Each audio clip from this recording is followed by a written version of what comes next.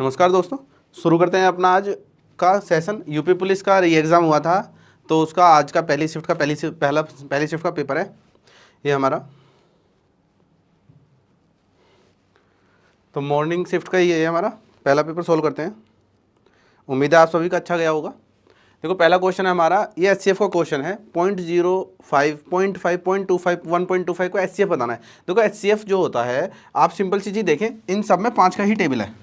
तो आपको क्या देखना है, जिसमें सबसे छोटा नंबर हो। तो 5 ही सबसे छोटा नंबर होता है 5 के टेबल में, और सबसे छोटा नंबर होता है एचसीएफ। तो आप देखो 0.5 या 0.05 में छोटा नंबर कौन सा होगा, तो 0.05 ही छोटा होगा। तो इसमें कुछ सोल्व करने की जरूरत ही नहीं है, 0.05 इसका एचसीएफ आ जाएगा। ये नहीं है कि आप डेसिमल हटाकर 100 लगाएं, नीचे 10 लगाएं, उसकी कोई जरूरत नहीं है इसमें, क्योंकि सभी 5 के मल्टीपल हैं। नेक्स्ट क्वेश्चन देखते हैं। थोड़ा सा क्वेश्चन टेढ़ा मेढ़ा हो सकता है क्योंकि ये फोटो से बनाया गया है, इमेज से ही। कह रहा है सबसे छोटी संख्या ज्ञात कीजिए जो 4, 6, 7, 8, 9 से विभाजित करने पर प्रत्येक स्थिति में 3 से सोचता है। तो आपको क्या बताना है, 4, 6, 7, 8 और 9, इन सबसे डिवाइड करने पर रिमाइंडर जो होना चाहिए वो 3 बचना चाहिए। यानी कि आपको इसका एलसीएम लेना है और 3 जोड़ देना है। तो देखो मैंने क्लास में इतनी बार याद कराई है आपको कि 7, 8, 9 की मल्टीप्लाई याद करें, यहाँ 504 होता है, 3 जोड़ते ही 507 आना था आपका। आप इसका एचसीएफ निकालो, एलसीएम निकालोगे तो देखो 7 आ जाएगा, 2 की सबसे बड़ी पावर 8 आ जाएगी, 3 की सबसे बड़ी पावर 9 आ जाएगा। तो 7, 8, 9 और प्लस 3 शेष होना चाहिए। तो 504 प्लस 3 बराबर 507, ये हमारा आंसर है। आगे देखते हैं। ये कह रहा है 30 टेबल का लागत मूल्य 40 टेबल के विक्रय मूल्य के बराबर, तो हानि प्रतिशत बताना है। तो देखो 30 का जो लागत मूल्य है यानी कि 30 का सीपी बराबर 40 का विक्रय मूल्य यानी कि 40 का एसपी बराबर है। तो सीपी अपॉन एसपी रेशो कितना आया, बराबर 4/3। तो आपको पता चला है कि 4 की वस्तु 3 में जा रही, तो 1 का नुकसान हो रहा है किस पे, 4 पर। तो 1/4 कितना परसेंट होगा, 25%। आंसर। पेपर में कुछ क्वेश्चन ऐसे आए हैं जो आउट ऑफ माइंड हो सकते हैं, लेकिन ओवरऑल पेपर आसान है, ज़्यादा टफ नहीं है। आप खुद ही देख लीजिए, 2 क्वेश्चन से पता चला होगा। आगे देखते हैं। एक फल विक्रेता कुछ संतरे 10 में 4 की दर से, उतने ही संतरे 10 में 5 की दर से खरीदता है। अब वह पूरे लॉट को 20 रुपये में 9 की दर से बेचता है। तो लाभ या हानि बताना है। तो आप सिंपल देखें, उसने रुपये और क्वांटिटी दे रखे हैं, तो हम क्या करेंगे, जो कॉमन है उसकी कटिंग करते रहेंगे पहले ही। तो 10 रुपये में 4 की दर से है, तो मैंने सिर्फ 2 से कटिंग कर दी, 5 रुपये में 2 की दर से। यहाँ पर 10 रुपये में 5 की दर से है, तो मैंने 5 से कटिंग कर दी है, 2 रुपये में 1 की दर से। अब क्वांटिटी बराबर होनी चाहिए, क्योंकि जितने ऊपर खरीदे उतने ही नीचे खरीदे हैं। तो इसको बराबर कर लेता हूँ मैं। तो 2 की गुणा करने पर 2 की गुणा इसमें कर दी मैंने, तो मुझे पता चल गया 2 यहाँ खरीदे हैं, 2 यहाँ खरीदे हैं। तो 2 की गुणा करने पर यहाँ 4 हो गया। तो 4 जो खरीदे हैं उसने 9 रुपये का खरीदे हैं। अब आप देखो, इसने क्या करा है, 2 बार तो परचेज किया, 1 बार बेचा है।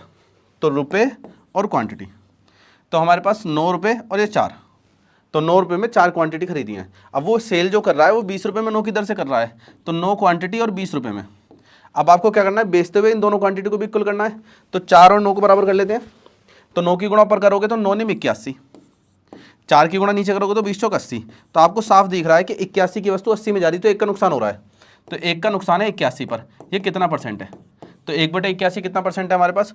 तो ये रहा हमारे पास, हानि हो रही है, नुकसान हो रहा है, प्रॉफिट तो है नहीं।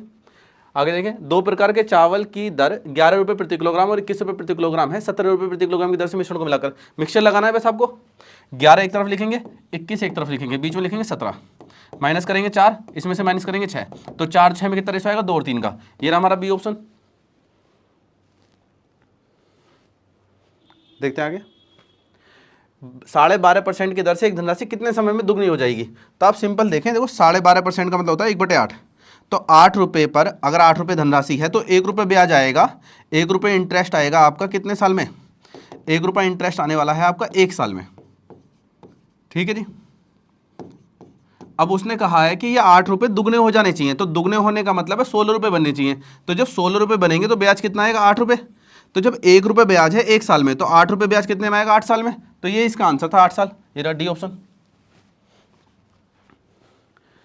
भारतीय रेलवे ने एक निश्चित काम को 150 दिन में करने का पूरा करने के लिए 200 श्रमिकों को नियुक्त किया है। 50 दिनों में केवल 1/4 काम पूरा हुआ है। पूरे काम को समय पर पूरा कराने के लिए नियुक्त किए जाने वाले अतिरिक्त श्रमिकों की संख्या बतानी है। देखो हमारे पास 200 श्रमिक हैं, 50 दिन काम कर चुके हैं।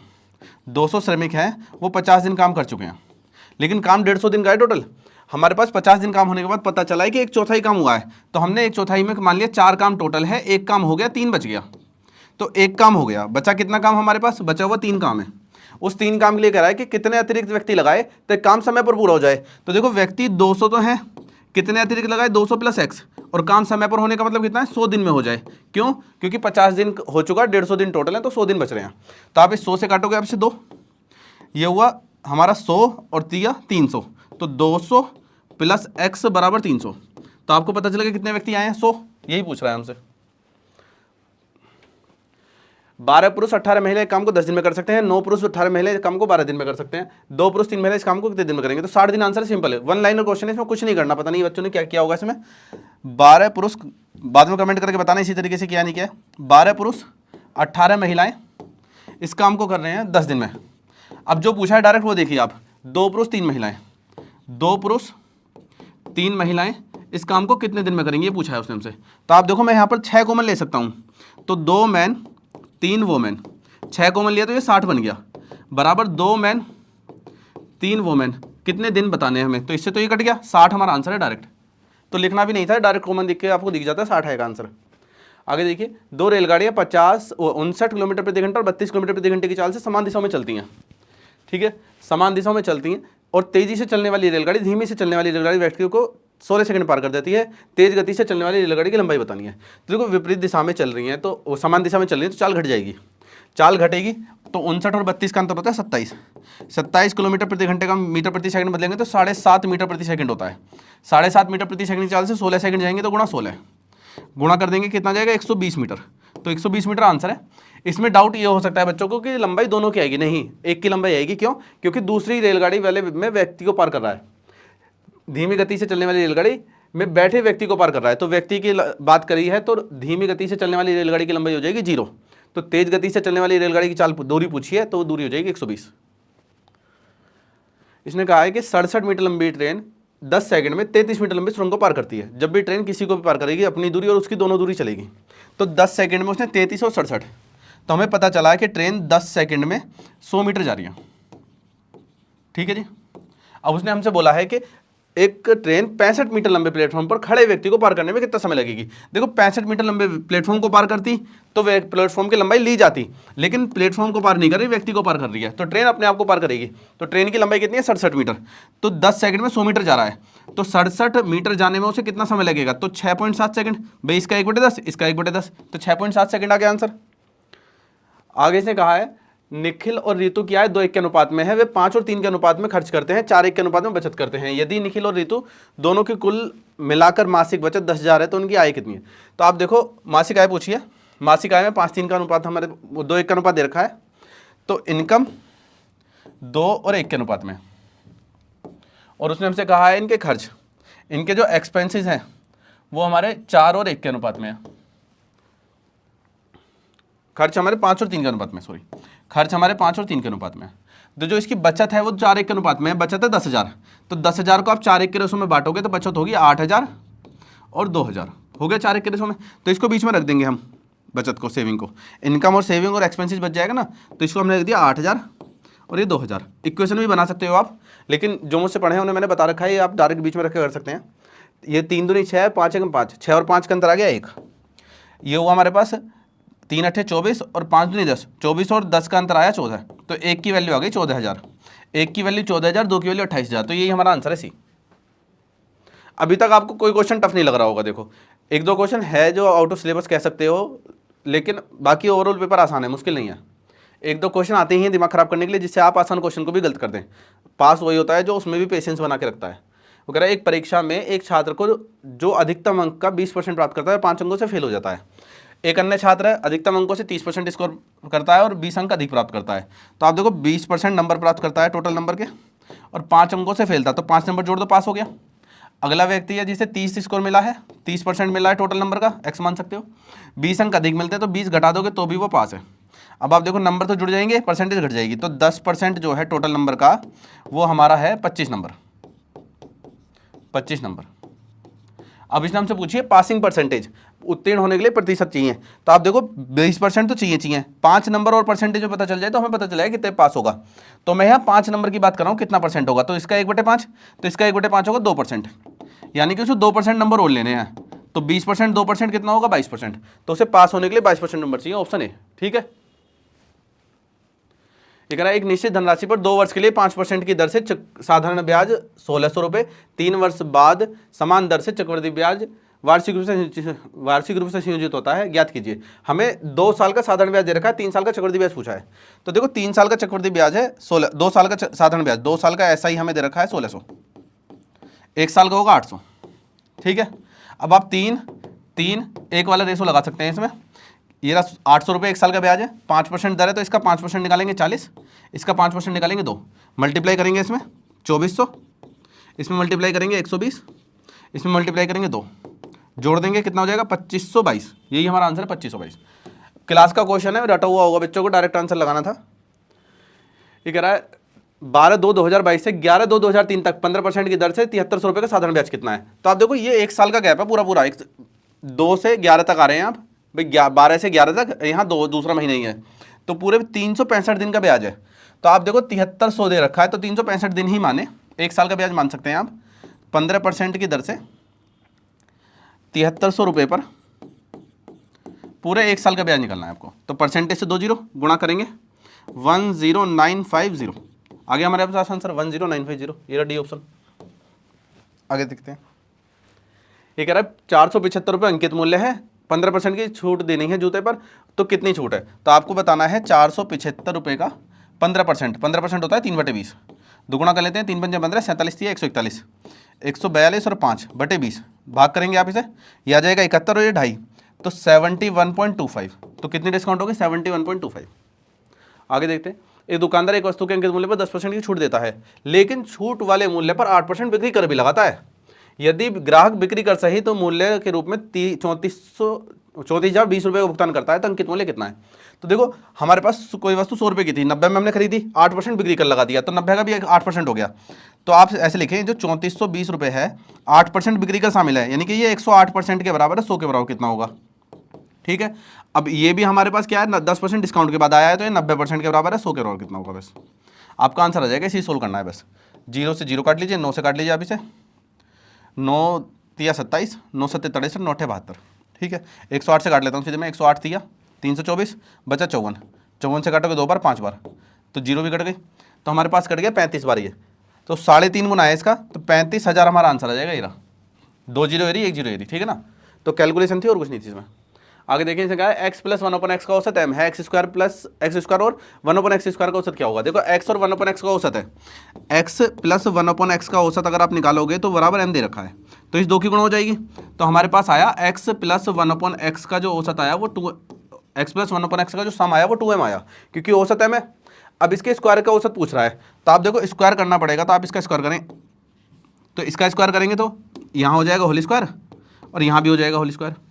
यहाँ देखें आप, ये हुआ a² b² + 2ab 2 × x × 1/x बराबर, ये होगा 4m²।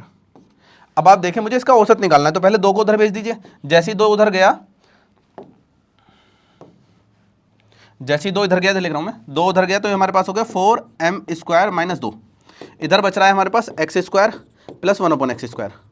औसत बताना है तो बटे 2 करना पड़ेगा, बटे 2 करना पड़ेगा, जैसे ही 2 करोगे 2 से काटो इसे 1 बार, 2 से काटो इसे 2 बार, तो ये आएगा 2m² - 1, तो 2m² - 1 आसान क्वेश्चन है बहुत, 2m² - 1, ये आर सवाल में मिल जाएंगे इस टाइप की लैंग्वेज के क्वेश्चन भी आपको। आगे देखिए, कह रहा है 9 क्रमागत सम संख्याओं का औसत 132 है, पहली और अंतिम संख्याओं का अंतर ज्ञात कीजिए। जिसने मेरी शॉर्ट्स वीडियो देखी होंगी वही करी आएगा, ऐसे मैंने उसमें ही कराए ये सवाल। तो कह रहा है पहली और अंतिम संख्याओं का औसत बताना है। देखो 9 संख्या है हमारे पास, 9 संख्या है, 9 संख्या होंगी तो भाई मैंने 3 संख्या लिखी तो गैप होंगे 2, 9 संख्या होंगी तो गैप होंगे 8, और सम संख्या या विषम संख्या का गैप जो होता है वो 2-2 का होता है, तो 8 संख्या में 2-2 का गैप है, कितना होगा 16। संख्या निकालने की जरूरत नहीं है हमें, 16 हमारा आंसर आ जाएगा इसमें। चावल के प्रति मूल्य 25% की वृद्धि के स्वरूप एक व्यक्ति 1200 रुपये में 6 किलोग्राम चावल कम खरीद पाता है, चावल का प्रारंभिक मूल्य बताना है। तो देखो 1200 रुपये में 6 किलोग्राम, 1200 का 15% की वृद्धि होनी है, 1200 का 25%, तो 1200 का 25% निकालेंगे आप 1/4, इसमें आ रहे हैं 6 किलो चावल, तो 6 किलो चावल कम आ रहे हैं, तो ये हमारे पास चावल का मूल्य आ गया है नया वाला, हमें पुराना वाला बताना है, क्योंकि चावल का मूल्य प्रारंभिक मूल्य बताना है तो 25% वृद्धि के बाद है। जब ये 25% वृद्धि के बाद है तो ये हमारा 125 के बराबर है, 100 के बराबर निकालना है, यानी कि ये वैल्यू हमारे 5 के बराबर है, 4 के बराबर निकालना है। तो आप सिंपल देखें, 5 × 4 = 20, 6 × 2 = 12, कट गया, 0 से 0 कट गई। आपका आंसर सीधे आ गया 40। यही हमारा आंसर है। 1 लाइन के ही क्वेश्चन थे, बाकी तो जो क्वेश्चन था वो तो बाहर ही था समझ से। एक 3 क्रमागत सम संख्याओं का औसत, वो 3 क्रमागत सम संख्याओं का औसत 78 है। दूसरी सबसे बड़ी संख्या क्या होगी? देखो सम संख्याएं हैं, 3 से भाग करो पहले से, 26 हो गया। 3 संख्याएं तो बीच वाली संख्या आ गई हमारे पास। तो दूसरी सबसे बड़ी संख्या क्या होती है? यही दूसरी सबसे बड़ी 26, यही पूछा है उसने औसत। आगे देखते हैं।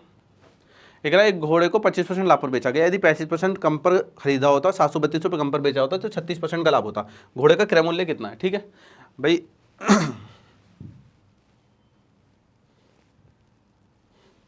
उम्मीद है क्वेश्चन समझ में आ रहा होगा, पढ़ने भी आ रहा होगा सही से। एक व्यक्ति ने घोड़े को 25% लाभ पर बेचा है, माना 100 की वस्तु थी, 25% लाभ पर 125 में बेच दिया। अब उसने इसे 35% कम पे खरीदा होता, तो 35% कम करेंगे हम, इसका कितना हो जाएगा 65 रुपये कम पे खरीदा होता, 36% का लाभ होता। तो देखो लाभ जो होगा इसका होगा 36%, तो मैं साइड में निकाल रहा हूँ, 65 का 36% निकालना है मुझे। तो 36 पंजे 180, 18 क्या होगा, 36 छिक्का होंगे 216, 36 पंजे 180, 0 18 हासिल हो गया, 36 छिक्का 216, 216 और 18 234, तो 23.4 का लाभ हो गया। तो मैं 23.4 इसमें जोड़ दूंगा क्योंकि प्रॉफिट 23.4 है। तो ये हमारा हो गया 88.4। अब आप देखो पहले वो 125 में सेल कर रहा था, अब 88.4 में सेल कर रहा है, तो गैप कितना आ रहा है इनका, 11 और 25, 36.6 का गैप आ रहा है। तो 36.6 रुपये कम करें हैं, उसने बोला है 732 रुपये कम करने के लिए। तो 1 के बराबर कितना आएगा 20, 100 के बराबर बताना मैं कितना आएगा 2000। यही हमारा आंसर है, सिंपल क्वेश्चन है। आगे देखें।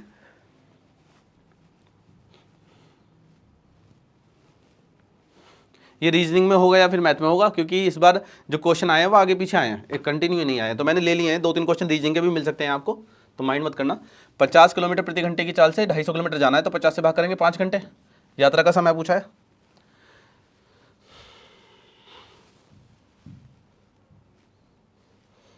ये देखो इसने कहा है ABC का औसत वजन 60 है, AB का वजन 30 है, BC का वजन कितना है 70, तो B पूछा है। देखो दोनों को जोड़ने पर 2 बार आ रहा है B, है ना। तो हम क्या करेंगे, ABC का वजन है 60, तो 60 या 180 कर लो, यहाँ पर 30 दूनी 60 कर लीजिए, और यहाँ पर 70 दूनी 140 कर लीजिए, तो कितना हो गया 200। तो आप देखिए B दोहरा रहा है, तो B 2 बार आ गया। किसका, इनका गैप कितना है B यानी कि 20, इनका गैप है B यानी कि 20। इस वाले को देख लें। इसने बोला है कि 45 छात्रों की कक्षा में 15 व्यक्ति क्रिकेट खेलते हैं, तो 15 व्यक्ति हैं, 15 व्यक्ति क्रिकेट खेलने वाले, 15 व्यक्ति हैं टेनिस खेलने वाले, 15 व्यक्ति मैंने लिख दिया टेनिस खेलने वाले, 5 व्यक्ति दोनों खेल रहे हैं। तो देखो 5 व्यक्ति दोनों खेल रहे हैं, तो ये खेलने वाले 10 होंगे, यहाँ पर कितने होंगे 10। तो आप देखिए 10 हमारे केवल क्रिकेट खेल रहे हैं, 5 दोनों खेल रहे हैं, 10 केवल टेनिस खेल रहे हैं, 5 दोनों खेल रहे हैं। तो दोनों में से कोई भी खेल नहीं खेलने वाले की संख्या बतानी है, तो 10 10 20 और 5 25। तो आपको क्या करना है, 40 घटाना है 25 में से, तो कुछ भी ना खेलने वाले की संख्या कितनी है 15। आगे देखते हैं। देखो इस क्वेश्चन में थोड़ा सा डाउट है, बाकी आप इसमें कमेंट करके जरूर बताना आंसर क्या है। इसने कहा है कि दिया गया पाई चार्ट है, इसमें करोड़ों रुपए में संख्या दर्शा रखी है। ये पढ़ते हैं क्वेश्चन। आउटसोर्स एजेंसी द्वारा टोल संग्रहण के निर्माण के लिए, आउटसोर्स एजेंसी द्वारा टोल संग्रहण के निर्माण के लिए 4910 करोड़ रुपए, ये रहा ना टोल संग्रहण, ये रहा 4910 रुपये का समर्थन के लिए अधिकतम 20% कमीशन का प्रावधान है। आउटसोर्सिंग एजेंसी को कुल कितनी राशि एकत्रित करने की अनुमति दी जानी चाहिए। तो देखो 4910 रुपये उसकी कमाई है, लेकिन उसे 20% कमीशन देना है। जब 20% कमीशन देते हैं हम, तो 80% बचत होगी, तो ये 80% के बराबर होना चाहिए था, लेकिन ये 80% के बराबर होता तो 6100 कुछ आंसर आता है ही नहीं ऑप्शन में। तो इसमें सिंपल इन्होंने क्या कर रखा है, 4910 रुपये का 20% लाभ इसमें जोड़ रखा है, तो इसका 20% निकाल के जोड़ दो, 20% जोड़ दीजिए इसमें, 2 9 8 और 5, तो 5892 ये ऑप्शन दे रखा है इसने। लेकिन जबकि होना चाहिए था 61.25, जो प्रॉपर लैंग्वेज होती है वो यही होती है कि 20% कमीशन काटने के बाद आना चाहिए। ठीक है, हो सकता है कोई बच्चा इस पर RTA डाल दे। इस क्वेश्चन को देखते हैं DI का। DI ओवरऑल आसान थी, DI इतनी टफ नहीं दी इन्होंने जितनी यूपी पैट के पेपर में दे रखी थी लास्ट टाइम। कह एक संस्थान है हमारे पास, 2 संस्थान दे रखे हैं, इसमें नामांकित अभ्यर्थी हैं और परीक्षा उत्तीर्ण करने वाले अभ्यर्थी हैं। PQRS TUV X तक जा रहे हैं हमारे पास विद्यार्थी। पूछा है इसने संस्थान S और P में उत्तीर्ण हुए कुल अभ्यर्थियों की संख्या, T और R में नामांकित कुल अभ्यर्थियों की संख्या के बीच का अंतर। देखो मैं यही कहता हूँ कैलकुलेशन आपकी अच्छी होनी चाहिए थोड़ी बहुत, जिससे आप सवाल में करने में कम समय लगाएं। इसने कहा है S और R, S और P में, S और P देखो S 16 और P हमारे पास 18, 16 18 34, तो आपको 5700 का 34% निकालना है। चलिए यहाँ लिखता हूँ कोने में, 5700 का 34% निकालना है। उसके बाद इसने बोला है टी और आर के नामांकित अभ्यर्थी के बीच का अंतर पूछा है। टी आर के नामांकित, टी यहाँ पर ये और आर ये रहा 18%, तो 8550 का 18%, इन दोनों का अंतर लेना है। देखो कैलकुलेशन देखने में आसान लगेगी, आप मल्टीप्लाई कर सकते हैं, कोई दिक्कत नहीं है, लेकिन मैं इसमें सिंपल क्या करने वाला हूँ, मैं इसमें देखूंगा आपको 19 कॉमन लूंगा। मैं इसमें से 19 कॉमन लिया मैंने, यहाँ 0 परसेंटेज से परसेंटेज कट गया, 34 रह गया और गुणा 3 रह गया। भाई 19 कॉमन लिया है ना, माइनस यहाँ पर मैंने 19 कॉमन लिया है, तो 19 चौक 76, 45 बच गया 450 गुणा 18/100 है। अब कटिंग कर सकते हैं आप इसकी, 0 से 0, 5 दूनी 10, 5 निम 45, 2 से काट लीजिए आप इसे 9 बार, 9 निम 81, 34 102, 102 और 81, ठीक है। मैं 57 भी कॉमन ले सकता था क्योंकि 57 का 1.5 गुना बचता है, ठीक है ना, लेकिन मैं नहीं बता रहा आपको ज़्यादा क्योंकि हो सकता है आप कन्फ्यूज हो जाएं। मैंने 19 तो दिख जाएगा पर आपको इसमें कॉमन, तो इसमें से माइनस करोगे तो 21 बचेगा। 21 गुणा 19 मल्टीप्लाई करनी है, 21 गुणा 19 आज सुबह ही क्लास ली थी, उसमें ही बताया था ए स्क्वायर माइनस बी स्क्वायर। तो आप देखिए 20 का स्क्वायर करेंगे माइनस कर देंगे, तो 20 का स्क्वायर 400 होगा, एक कम कर देंगे 399। तो ऑप्शन देखिए 399 कहाँ है, ऑप्शन ढूंढने में समय लग रहा है, आंसर तो आ चुका 399। आगे देखें, देखो वेन डायग्राम पर सवाल था, ये सवाल अच्छा था आपका, पहले पढ़ लीजिए आप। इसमें से 140 विद्यार्थियों का सर्वेक्षण पाया गया है। 60 विद्यार्थी वीडियो गेम खेलना पसंद करते हैं और 70 विद्यार्थी इंडोर गेम खेलना पसंद करते हैं, 35 विद्यार्थी आउटडोर गेम खेलना पसंद करते हैं। इसके अतिरिक्त 30 छात्र इंडोर आउटडोर गेम दोनों खेलते हैं, 18 व्यक्ति वीडियो गेम और आउटडोर दोनों खेलते हैं, 42 व्यक्ति वीडियो गेम और इंडोर दोनों खेलते हैं, 8 सभी प्रकार के खेलते हैं। वेन डायग्राम का उपयोग करके छात्रों की संख्या ज्ञात कीजिए जो आउटडोर खेलते हैं। देखो सवाल ये टफ तब होता है जब आपसे इसमें से कुछ निकालना होता, लेकिन इसमें तो कुछ निकालना ही नहीं है, सारी चीज़ें तो इसने आपको दे रखी हैं सीधे सीधे, ठीक है, सारी चीज़ें इसने आपको दे रखी हैं। चलिए तो बस डायग्राम बनाते हैं और आंसर निकालते हैं। बस जो डायग्राम से नहीं डरा होगा उसने कर दिया होगा। भाई 3 तरह के हमारे पास हैं, तो 3 सर्कल बना देते हैं, एक थोड़ा बड़ा बनाते हैं, चलो 1 2 और 3, ठीक है।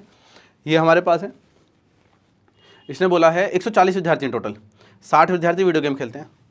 देखो वीडियो गेम लिख दिया मैंने, 60 विद्यार्थी। इसने बोला है हमसे 70 विद्यार्थी इंडोर गेम खेलते हैं, ये इंडोर गेम है 70 विद्यार्थी। इसने बोला है आगे हमसे 75 विद्यार्थी आउटडोर गेम, ये आउटडोर गेम है, आउटडोर गेम 75 विद्यार्थी। 140 है जबकि टोटल 205 बैठ रहा है। ये कह रहा है इसके अतिरिक्त 30 विद्यार्थी इंडोर आउटडोर दोनों खेलते हैं, इंडोर आउटडोर। तो देखो ये वाले जो दोनों में कॉमन है वो 30 विद्यार्थी हैं इंडोर आउटडोर वाले। इसने बोला है 18 व्यक्ति वीडियो गेम और आउटडोर, ये वाले 18 व्यक्ति हैं जो वीडियो गेम आउटडोर खेल रहे हैं। 42 विद्यार्थी वीडियो गेम और इंडोर, 42 विद्यार्थी हैं वीडियो गेम और इंडोर, ये भी यहाँ पर आएंगे 42। सभी जो खेल रहे हैं वो 8 है। देखो सभी के 8 आते ही आपको पता चल गया कि 42 ये दोनों थे, तो 8 इसमें से घटाओगे तो 34 हो जाएगा। अब जैसे ही ये आपको 30 पता है, 8 ये हैं तो 22 ये होंगे, आपको पता है 18 यहाँ पर, 8 यहाँ पर, तो 10 ये होंगे। तो आपसे इसने पूछा है आउटडोर गेम खेलने वाले, तो आपको केवल ये सेक्शन एरिया बताना है, वैसे इस वाले सेक्शन में कितने व्यक्ति आ रहे हैं। तो देखो इस पूरे सेक्शन के आपको पता है 75 है, आपको ये तीनों घटाने हैं। तो 8 22 30 30 10 40, टोटल 75 था, तो 75 में से आपको 40 घटाना है, तो आपको 35 आंसर था। सिंपल, सारी चीज़ें दे रखी थी इसने। आगे देखते हैं, ये रीजनिंग का सवाल आ गया है, ठीक है। आप देखें 25 36 49 A 81 B 121, तो सीरीज दिख रही है आपको, 5 का स्क्वायर, 6 का स्क्वायर, 7 का स्क्वायर, 8 का स्क्वायर होगा, फिर 9 का स्क्वायर, 10 का स्क्वायर होना चाहिए 100। इन दोनों का जोड़ पूछा है इसने 164, यही हमारा आंसर है। आगे देखें, इसने कहा है कि P अगर ग्रेटर देन Q है तो P स्क्वायर Q क्यूब होगा, P लेस देन Q है तो P की स्क्वायर और Q होगा। तो पहले आप इसकी बात करें इसकी, तो ये वाली कंडीशन है, तो P स्क्वायर Q स्क्वायर होगा, तो 1 का स्क्वायर 2 का स्क्वायर, 1 का स्क्वायर 2 की क्यूब, तो 8 और 1 9, और अब की बार हमारे पास लेस देन 3 है, तो लेस देन का मतलब है डिफरेंस होगा, तो यहाँ क्यूब होनी है और यहाँ स्क्वायर, तो 9 की क्यूब होगी 729 और 3 का स्क्वायर होगा 9, इनका अंतर लोगे 720। ये हमारा आंसर है, कौन सा, ए ऑप्शन। आगे देखिए, इसमें हमें गलत बताना है, तो आप देखिए ये 1 का 12 गुना, इसका 12 गुना, इसका 12 गुना होता है 1728, क्योंकि 1728 का 12 गुना ये रहा। देखो 12 की पावर 1 है, ये 12 का स्क्वायर है, ये 12 की क्यूब होनी थी, ये 12 की पावर 4 दे रखी है, तो हमारे पास 1782 ही गलत है, ये आंसर। आगे देखते हैं, पैटर्न को देखते हुए व्यक्त करना है। तो आप देखो 9 27 25 125, तो यहाँ दिख रहा है 5 का स्क्वायर है और 5 की क्यूब है। आप देखो 1 का स्क्वायर है और 1 की ही क्यूब है, 3 का स्क्वायर है 3 की क्यूब है, तो यहाँ 7 की क्यूब दे रखी है, तो 7 का स्क्वायर मिसिंग है, तो 7 का स्क्वायर 49 आ जाएगा हमारे पास, ए ऑप्शन आंसर। ठीक है, देखो ये सवाल हमारे पास अच्छा सवाल है। इसने कहा है कि एक सिलेंडर को उसके अक्ष के 45 डिग्री पर झुके हुए समतल प्लेन पर प्रतिच्छेदित किया जाता है, तो अनुप्रस्थ काट का आकार क्या होगा? दीर्घवृत्त, अति परवलय, परवलय वृत्त। देखो है तो थोड़ा सा आउट ऑफ सिलेबस का क्वेश्चन, लेकिन आप सिंपल देखें, अगर मेरे पास सिलेंडर है, मैं बताता हूँ आपको, सिलेंडर है, अगर मैं इसे ऐसे कट कर देता हूँ तो इसकी जो शेप बनेगी वो ऐसी बनेगी, वृत्ताकार, ऊपर वृत्त ही रहेगा। लेकिन अगर मेरे पास एक सिलेंडर इस तरीके से दे रखा है, देखो ये 3D है, समझाना मुश्किल होता है, लेकिन फिर भी कोशिश कर रहे हैं। एक क्वेश्चन ऐसा आया था उसे हम समझा ही नहीं सकते हैं, आप डायरेक्ट याद करना उसे। आप देखें कि अगर मैं इसे ऐसे कट करता हूं तो ये शेप ऐसे बनेगी,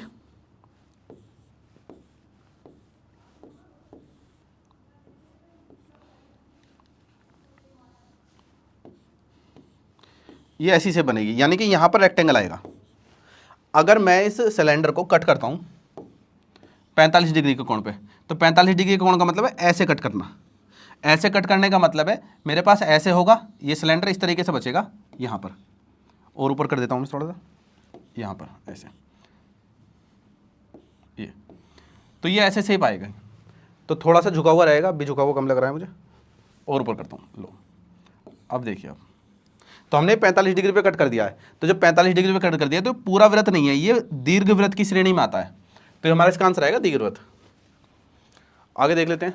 देखो इसने हमसे कहा है कि आपके पास एक विंस फलक है, जो बीटीसी वगैरह या बीएड की तैयारी करेंगे उन्हें पता होगा विंस फलक क्या होता है। आपको नाम लिखने के लिए आते हैं हिंदी में, गिनतियों के, तो विंस फलक होता है 20 फलक हैं इसकी, बहुतों को तो ये पता नहीं चला होगा, 20 फलक हैं, और आप इसे एक ऐसे समतल प्लेन पर काटते हैं, इसकी 6 फेसेस को काटा देते हैं, अनुप्रस्थ काट क्रॉस सेक्शन का आकार क्या होगा? देखो 6 फलक है, आपको पता होनी चाहिए एज कितनी होंगी, आपको इसमें पता होना चाहिए कि जो विंस फलक होगा, विंस फलक में 30 एज होंगी। जब 30 एज को आप इन्हें 6 भागों में बांटोगे तो 5-5 भाग में विभाजित होगा, जब 5 भाग में विभाजित होगा तो पेंटागन बनेगा। ठीक है, अच्छे से रिवाइज करें, जिनका पेपर कल है वो बहुत अच्छे से वीडियो को देखें, और इस टाइप के क्वेश्चन आपको मिलने के चांस है। बेस्ट ऑफ लक सभी को आने वाले एग्जाम के लिए। मिलते हैं अपने इवनिंग शिफ्ट के लिए। ठीक है, धन्यवाद।